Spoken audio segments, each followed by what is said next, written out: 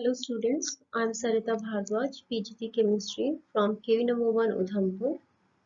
Students, I have already discussed reactions involving cleavage of OH bond in alcohols and phenols in my previous video.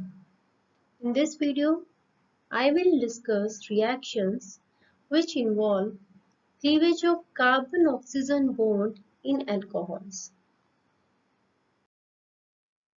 The first reaction, which involves cleavage of carbon-oxygen bond, is reaction of alcohols with hydrogen halide. This you have already studied in haloalkanes and haloarenes, that alcohols can be converted into haloalkanes by the action of halogen acids. In this reaction, there is cleavage of carbon-oxygen bond. There is cleavage of carbon-oxygen bond, due to which hydroxyl group will be replaced by halogen, and it will result in formation of haloalkanes along with water molecule. For a given alcohol, order of reactivity of hydrogen halide is: hydrogen iodide is more reactive than hydrogen bromide, which in turn is more reactive than hydrogen chloride, because hydrogen iodide bond dissociation enthalpy is low. So it easily combined with alcohol and forms iodoalkane. And if you have a given halogen acid, order of reactivity of alcohol will be: tertiary alcohol will be highly reactive than secondary, and secondary will be further highly reactive than primary alcohol. This can be explained with the help of Lucas test. In Lucas test, we use Lucas reagent, which is concentrated HCl plus anhydrous zinc chloride, right? Anhydrous zinc chloride in concentrated HCl is Lucas reagent. So, to explain the reactivity of three types of alcohol, we use Lucas reagent, and it can also be used to distinguish between primary, secondary, and tertiary alcohol. How we can distinguish? Say this is primary alcohol. I have already told you that reactivity order is the tertiary is more reactive and primary is less reactive. So, if primary is less reactive, it means that primary alcohol, when treated with Lucas reagent, that is concentrated HCl and anhydrous zinc chloride, there will be no reaction at room temperature, and hence no white cloudiness or turbidity will be seen at room temperature in case of primary alcohol.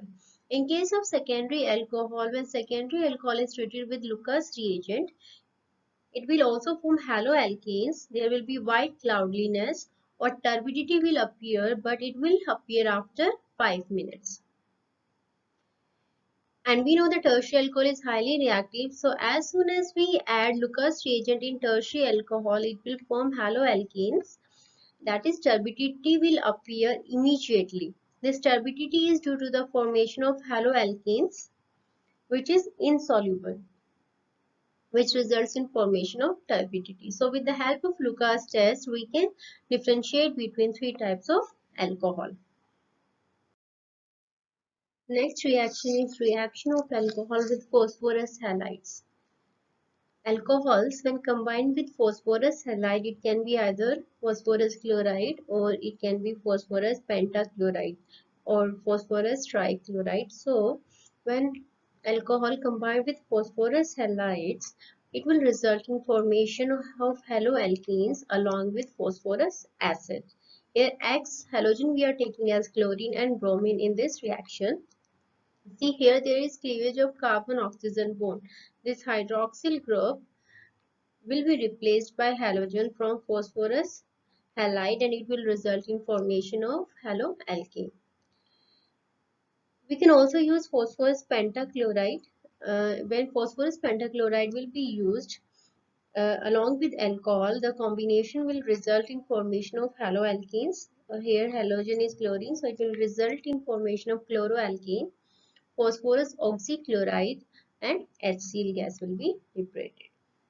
So you can see here that there is cleavage of carbon-oxygen bond in all these three reactions. In last reaction, that phosphorus in the presence of halogen they will combine with alcohol and it will result in formation of haloalkane.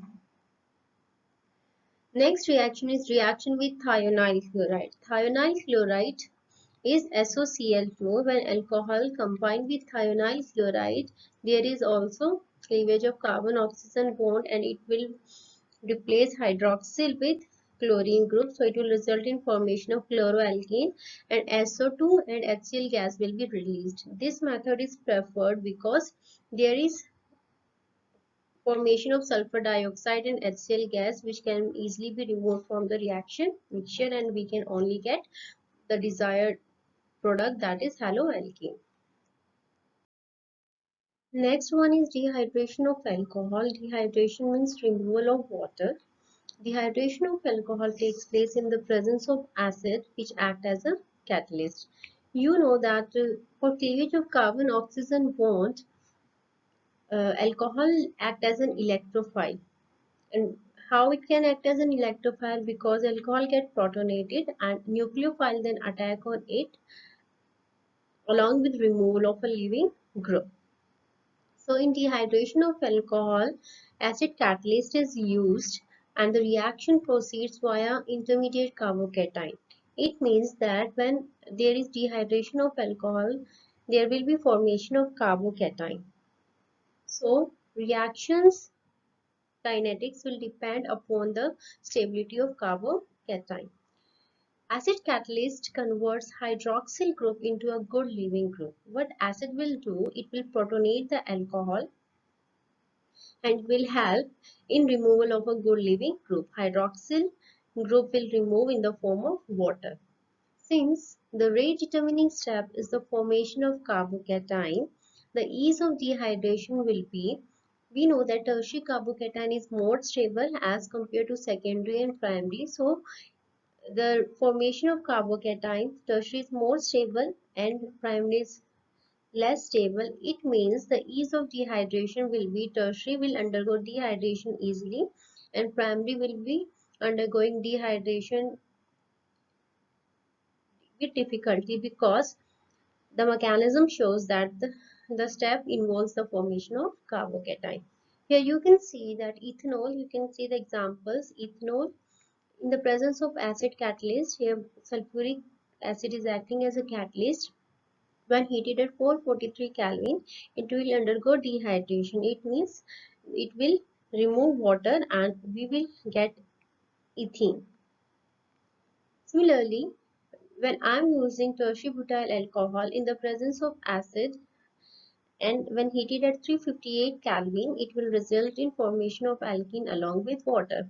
So I can say that in the first case, when the alcohol was primary, the temperature we are using were very high, that is 443 Kelvin. But in case of tertiary alcohol, in second example, we have lowered the temperature 358 Kelvin.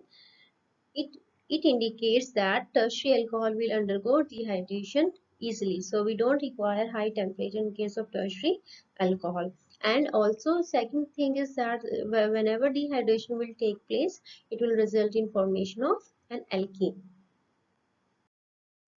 See, mechanism for dehydration of alcohol is, we know that it takes place in the presence of an acid catalyst. It means first step will be the formation of protonated alcohol.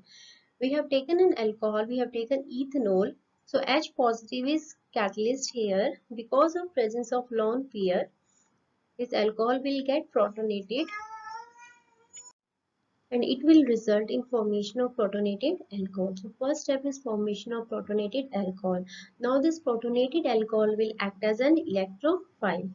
So in second step we can see that this protonated alcohol, we can see here there is positive charge on this oxygen and H2O will be a good leaving group in this case. So there will be the cleavage of carbon oxygen bond, as I have already told that we are discussing the reaction which involves cleavage of carbon oxygen bond. So here there is cleavage of carbon oxygen bond because water is a good leaving group. It will leave this reaction mixture. So it will result in formation of carbocation and there will be dehydration, that is removal of water.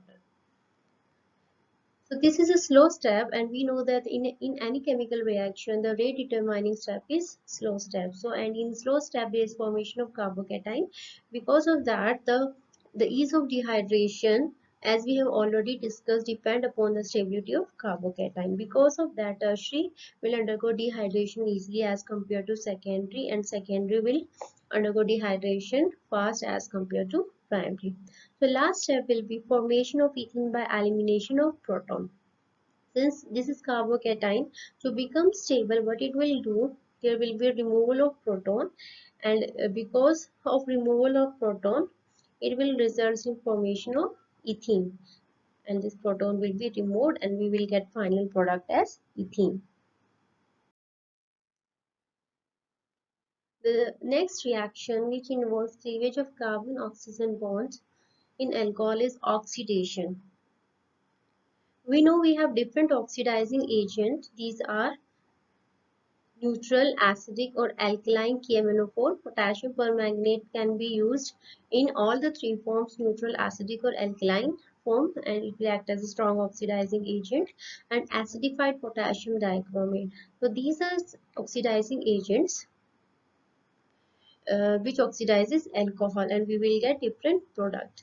If I'll take example of primary alcohol, and when primary alcohol is oxidized, first it will lead to formation of aldehyde, and on further oxidation it will form carboxylic acid. In case of secondary alcohol, on oxidation it will form ketone, and on further oxidation it will lead to formation of carboxylic acid along with removal of carbon dioxide.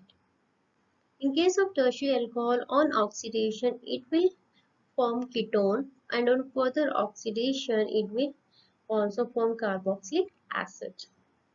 So what compound will be formed, which whether aldehyde, ketone or acid will be obtained, it depends upon the oxidizing agent we are using. A common reagent that selectively oxidizes a primary alcohol to an aldehyde and no further reaction takes place is pyridinium chlorochromate. Pyridinium chlorochromate, that is PCC. PCC is an oxidizing agent, or I can say it's a mild oxidizing agent which oxidizes alcohol, that is primary alcohol, to aldehyde group only. It limits the oxidation to formation of aldehyde only, as you can see in this example. This is primary alcohol. On adding mild oxidizing agent PCC, it leads to formation of aldehyde.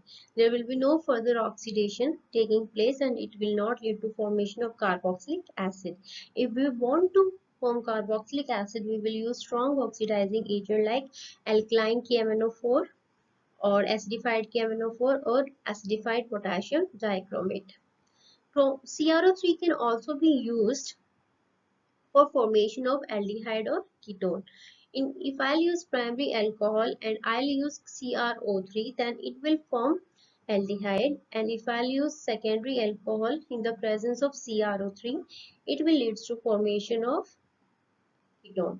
So chromium trioxide, it's also act as a mild oxidizing agent. The last reaction, which involves cleavage of carbon-oxygen bond, is dehydrogenation. Dehydrogenation means removal of hydrogen, that is H2. As you can see here, for dehydrogenation reaction, I am using copper vapors which are heated at 573 Kelvin. So when primary alcohol is passed through the copper vapors which are heated at 573 Kelvin, what will happen? There will be removal of hydrogen, and there will be removal of hydrogen, and there will be cleavage of carbon oxygen bond from here. So it will result in formation of aldehyde.